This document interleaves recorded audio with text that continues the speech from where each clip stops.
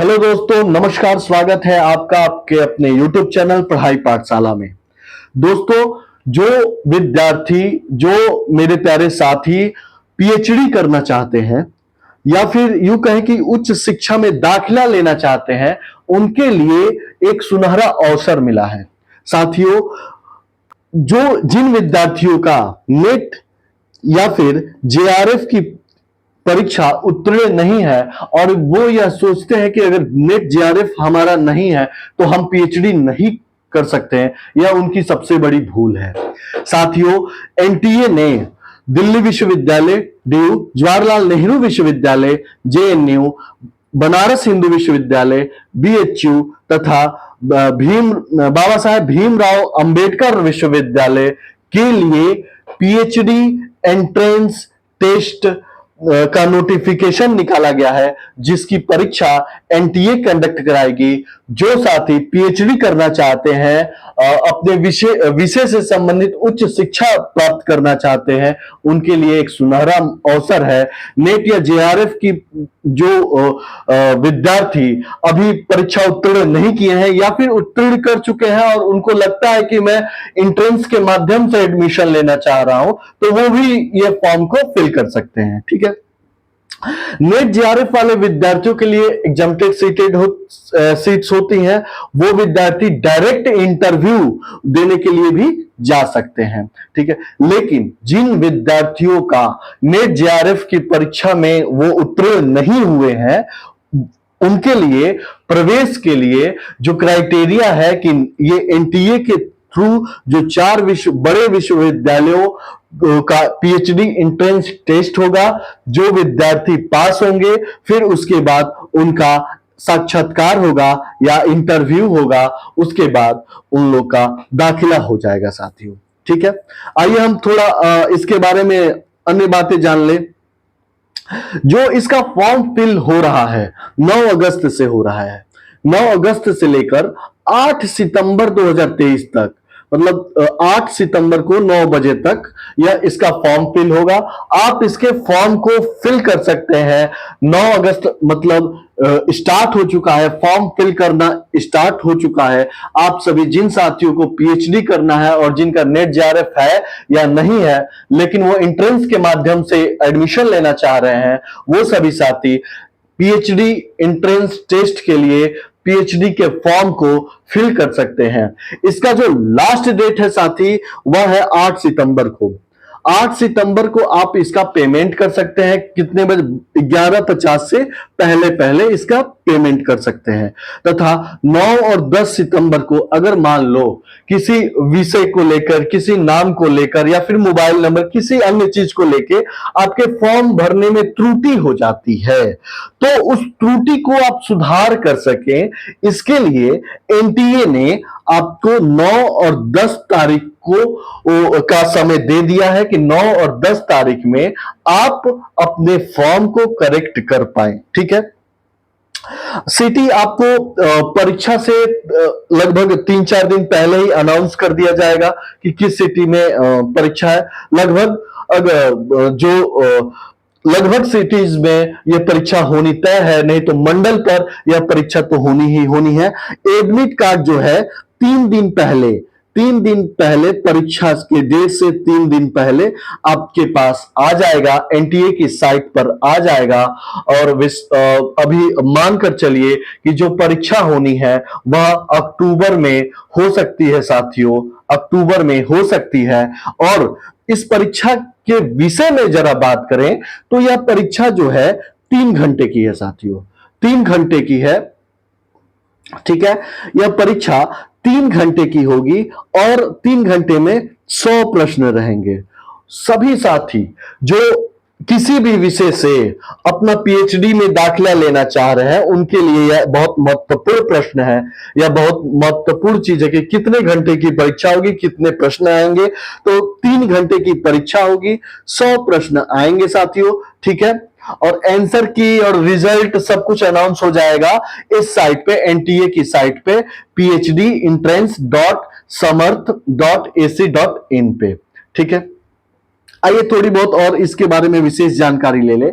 जो subject in the common section, मतलब देखिए जो 100 प्रश्न आएंगे आपके, 100 प्रश्न जो आएंगे उसमें कुछ क्वेश्चन शोध के रहेंगे, रिसर्च के रहेंगे, ठीक है, और कुछ क्वेश्चन आपके सब्जेक्ट के रहेंगे, ठीक है साथियों, सब्जेक्ट के। तो जो कॉमन सेक्शन है, कॉमन सेक्शन है, इसका ये वाला जो होगा वो बाइलिंगुअल में होगा, मतलब इंग्लिश में भी वो रहेगा और फिर हिंदी में भी रहेगा, क्योंकि बहुत सारे विद्यार्थी जो आर्ट्स के होते हैं वह हिंदी में ज्यादा कंफर्टेबल रहते हैं, इसीलिए बाइलिंगुअल रहेगा।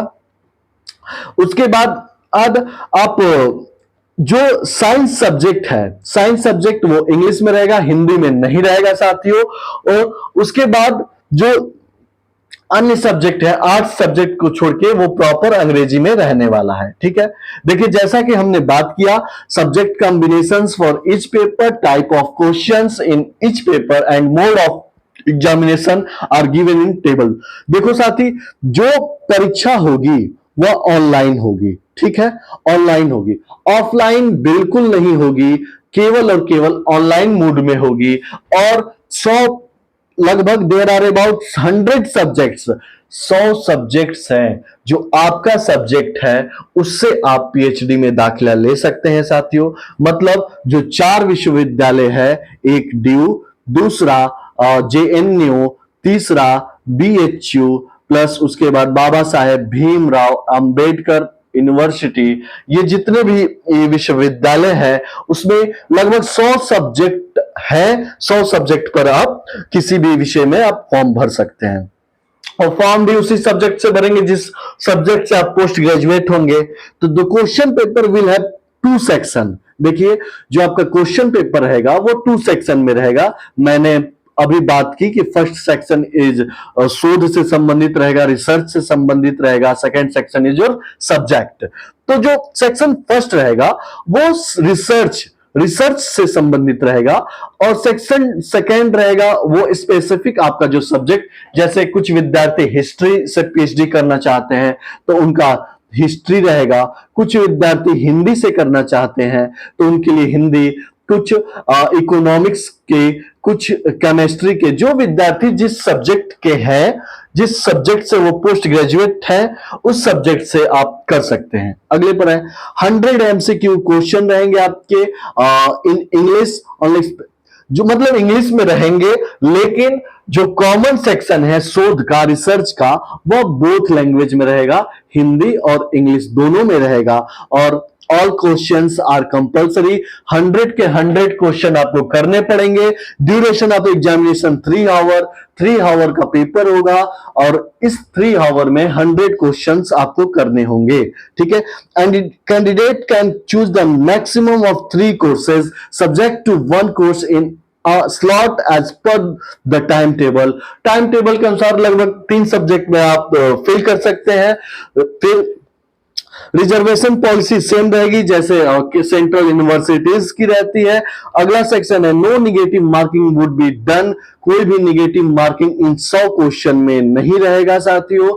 आपको जो 50 क्वेश्चन शोध के रहेंगे, 50 क्वेश्चन आपके सब्जेक्ट स्पेसिफिक रहेंगे, वो आप इजीली कर सकते हैं। जो एक निगेटिव मार्किंग का डर रहता है वह डर आपके अंदर नहीं, ये एग्जाम नहीं डाल रहा है। उसके बाद सब कुछ एनटीए के साइट्स पे डाल दिया जाएगा। अब फॉर्म निकल चुके हैं, जल्दी जल्दी आप फॉर्म फिल कर दें। आप माना कि जो नेट जेआरएफ वाले बच्चों की कमी नहीं है, लेकिन खुद को भी कमजोर नहीं समझना है।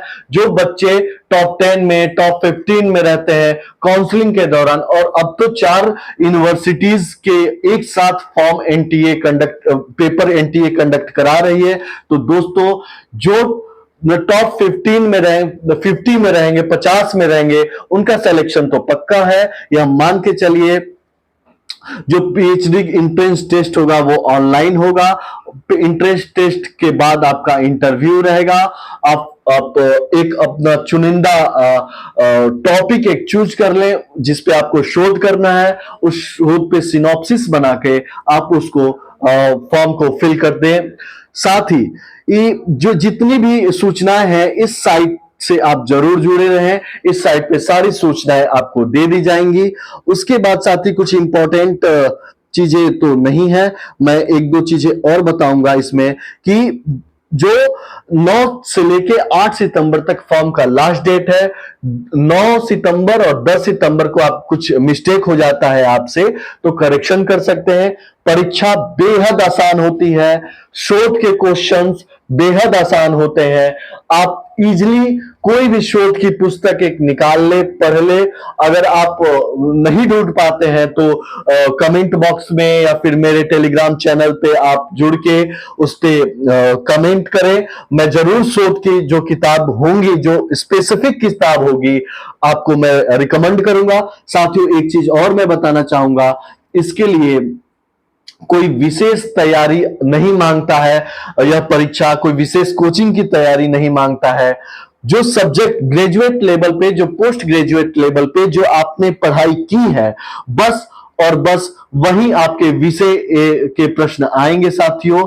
तथा उसके बाद जो शोध के दो चार प्रश्न सीधे कई सारे किताब जो शोध के होते हैं सीधे डिट्टो वही नाम पूछ देता है लगभग। इस पीएचडी एंट्रेंस टेस्ट से संबंधित मैंने सभी बातों पर अब सभी बिंदुओं पर अपनी बात रख दी।